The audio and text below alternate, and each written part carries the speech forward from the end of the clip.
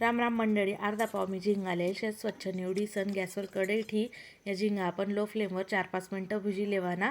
त्यानंतर पाकडी लेवानं 4-5 वेळा पाणी मा स्वच्छ धुईसन 10-15 मिनटं भिजू देवानं. गॅसवर कढई ठेवानी, 2 पळी तेल टाकानं आणि अर्धा चमचा जिरं, 2 मोठा कांदा बारीक कापीसन टाकात. त्या परताई लेवानं सोनेरी रंगवर आणि 7-8 लसूणा पाकळ्या ठेशील टाकी दिदात मी आणि चांगलं परताई लिहिलं. 1 टमाटा कापा, तो पण टाकी लिहिदा आणि मस्त टमाटा शिजेपर्यंत हाई परताई लेवानं आहे ना. मग आता आपण पाव चमचा हळद, 2-3 चमचे लाल तिखट, 2 चमचे धना पावडर, 2 चमचे काळा मसाला टाकानं आणि चांगलं परताई लेवानं. झिंगा कसा झणझणीतच चांगला लागतंच.